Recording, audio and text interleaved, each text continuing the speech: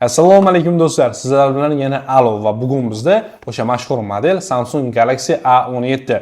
Bu smartfon narxi qancha o'zi? Sotib olishga arziydimi va kimlar uchun mos?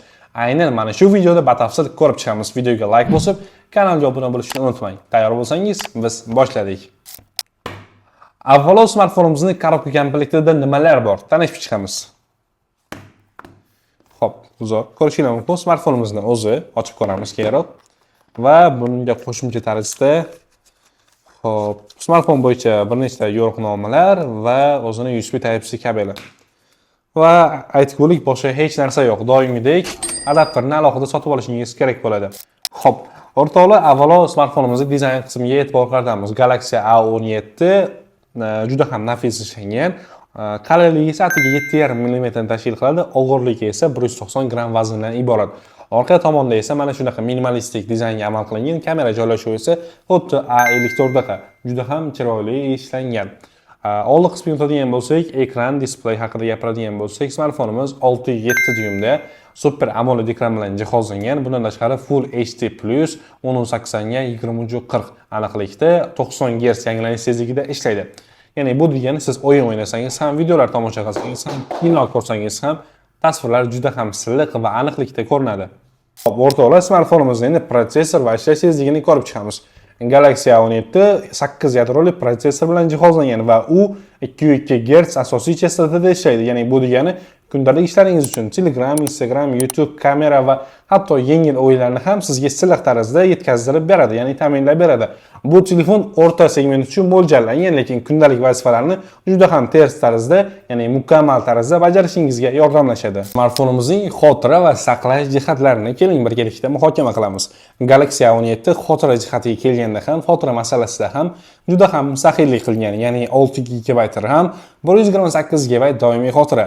Agar siz smartfonga ko'proq videolar va boshqa materiallarni, kinolarni saqlamoqchi bo'lsangiz, bu holatda micro SD yordamida xotirasini 2 TB gacha ko'paytirishingiz mumkin. Ya'ni bu smartfonning xotirasi jihatidan ham juda ham mukammal ishlangan. O'yinlar, kinolar, videolar va bir qancha media fayllarni, musiqa, kinoda ismi, ya'ni bir qancha umuman ko'plab fayllarni saqlashingiz uchun ushbu joy yetarli hisoblanadi. Kamera tizimi. Keling, endi smartfonimizning kamera tizimiga o'tamiz. Kamerasi, orqa asosiy kamerasi 50 megapikseldan tashkil topgan va qo'shimchasiga optik tasvir barqarorligi bilan va bundan tashqari smartfonimizda keyingi kameralar, ya'ni 5 megapikselli ultra keng burchakli kamera va 2 megapikselli makro kameralardan tashkil topgan. Oldi kamerasi esa selfie kamerasi deb so'rashingiz mumkin. Oldi kamerasi esa 13 megapikseldan tashkil topgan, ya'ni bloglar va selfilar uchun ayni muddao. Bundan tashqari smartfonimiz 1080 piksel va 30 fps ni qo'llab-quvvatlaydi. Qo'shimchasiga esa slow motion rejimi ham bor. Smartfon orqali kadrlarni olishingiz va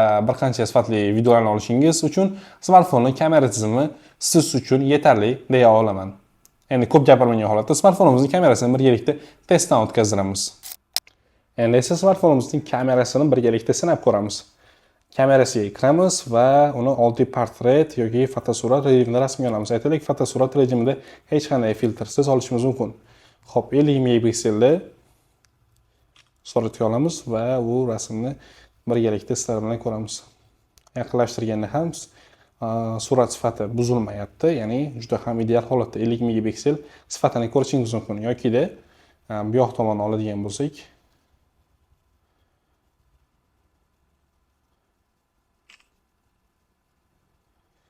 bundan ham ko'rishingiz mumkin. Juda ham ideal tarzda zoomlari ham, mana zoom qilgan taqdirda ham video, ya'ni rasm sifati zo'radashib ketdim, uncha buzilmagan. Ya'ni kamerasiga gapirish mumkin emas. Endi videoga o'tamiz. Stabilizatsiya juda ham past, lekin videoni sifatini ko'radigan bo'lsak, agar stabilizatsiyasiz foydalanadigan bo'lsak, juda ham ideal deya ayta olamiz. Zoom esa video holatda zoom 10x gacha chiqadi. Endi ochib ko'ramiz videoni. Ko'rishingiz mumkin. Umuman kamera tizimi juda ham mukammal tarzda va qo'shimchasiga bir qancha funksiyalar bor. Ularni smartfonni xarid qilib, bemalol foydalanishingiz mumkin. Xo'p, o'rtoqlar, sizlarda savol tug'ilishi mumkin. Nima uchun qo'liga zaryadnikni ushlab oldi? O'z-o'zidan ma'lumki, endi smartfonning batareya va zaryadlash tizimini ko'rib chiqamiz. Galaxy A17 smartfonimiz eng kuchli tomonlardan biri, sizga ham yoqadigan tomonlardan biri, diqqat qiling, kameraga yaqinroq keling. Uning 5000 mAh kuchli batareyasidadir. Katta 5000 mAh batareyasi sig'imiga ega smartfon. Ya'ni bu degani ushbu Galaxy A17 smartfonimizdan bemalol 1,5 kungacha foydalanishingiz mumkin. Bundan tashqari 25 wattlik super charge texnologiyasi bilan esa smartfonni 30 daqiqada 50% gacha quvvatiga ega bo'lishingiz mumkin. Endi esa kerakli smartfonni siz uchun foydali bo'lgan qo'shimcha funksiyalar va xizmatlarni ko'rib chiqamiz.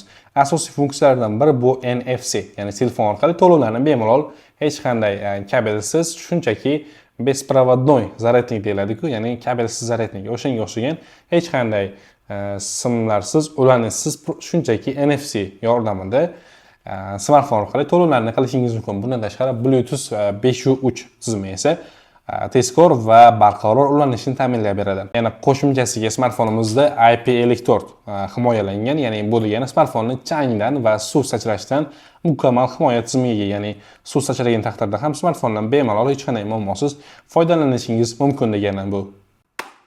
Galaxy A17 o'z sinfidagi eng muvozanatli modellardan biri. Katta ekran, kuchli kamera, katta batareya va Samsung sifatini o'zida birlashtirgan narxiga nisbatan juda ham foydali tanlov demakdir. Smartfonni narxlari bilan tanishish va uni xarid qilishingiz uchun aynan mana shu saytga kirib, onlayn buyurtma berishingiz mumkin, ya'ni alo.uz saytiga kiring va u yerlarda aynan mana shu A17 smartfonimizning narxini ko'rishingiz, unga onlayn buyurtma qilishingiz yoki boshqa turdagi smartfonlarni ko'rib, ularga ham buyurtma berishingiz mumkin. Agarda sizga ushbu saytga kirish imkoniyati bo'lmagan taqdirda, mana bu tomondagi 78 122 0800 raqamiga qo'ng'iroq qilib, smartfon haqida batafsil ma'lumot olib, uni narxlari bilan tanishib yoki boshqa mahsulotlarimiz bilan tanishib, ularga buyurtma berishingiz mumkin. Yana bir siz uchun foydali, qulay tomondan biri, o'zingizga eng yaqin bo'lgan Alo, ya'ni avvalgi Evan do'konlariga tashrif buyurib, smartfonni ushlab ko'rib, foydalanib ko'rib, xarid qilishingiz mumkin bo'ladi bemalol. Bizda hozircha shular. Bu edi alo.uz. Ko'proq ko'ring, ko'proq like bosing, ko'proq yaqinlarga ulashing. Agar obuna bo'lmagan bo'lsangiz, podpisatsiya, ya'ni obuna bo'lish tugmasini bosib qo'ying. Kelgusi videolarda ko'rishguncha omon bo'ling do'stlar.